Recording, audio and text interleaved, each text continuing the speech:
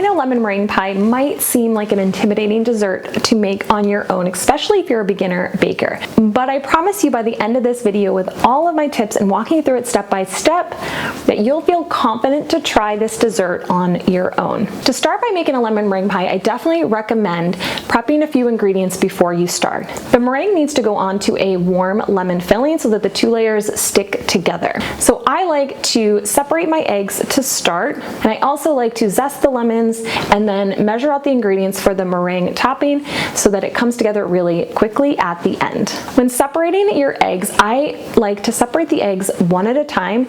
In case I get any egg yolk in one of the egg whites, my whole batch isn't ruined.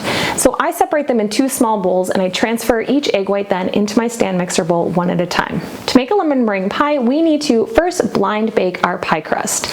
This pie isn't going to be going into the oven long enough to bake our pie crust, but simply to toast that meringue topping at the end. So we need to bake our pie crust on its own before we add the lemon filling. If you're new to blind baking a pie crust, be sure to check out my full step-by-step video tutorial on how to blind bake a pie crust. To start, roll out your pie crust and place into your pie plate and then fill with your pie weights and bake. You're going to bake the pie for 15 minutes. Remove the pie from the oven and lift out your parchment, or if you used aluminum foil.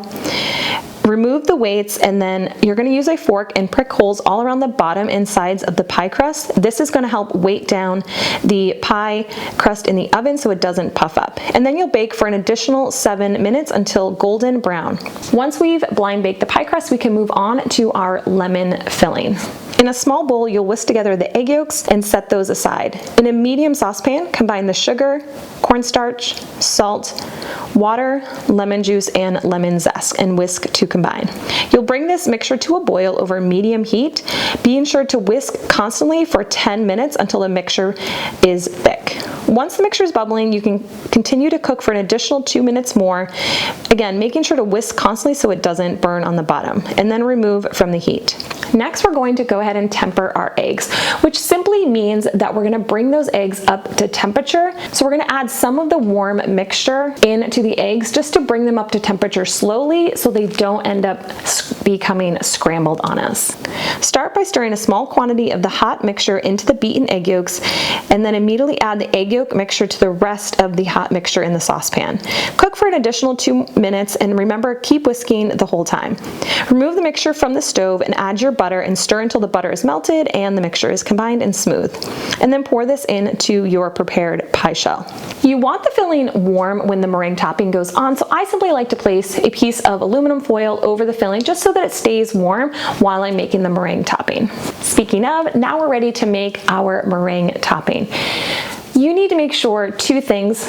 One, that there's no egg yolk present in the egg whites, and that you have a clean, grease-free bowl so that the egg whites whip up to their full volume.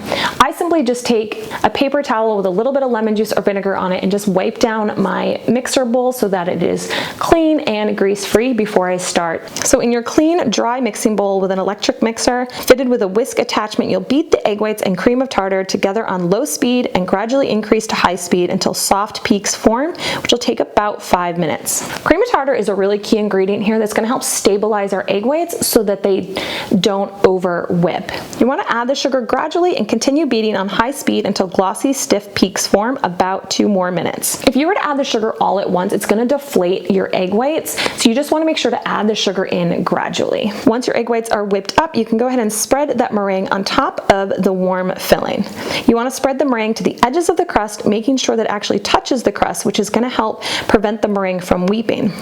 Then you'll go ahead and pop the lemon meringue pie back into the oven for 15 to 20 minutes in the 350-degree oven until the meringue is lightly browned on top.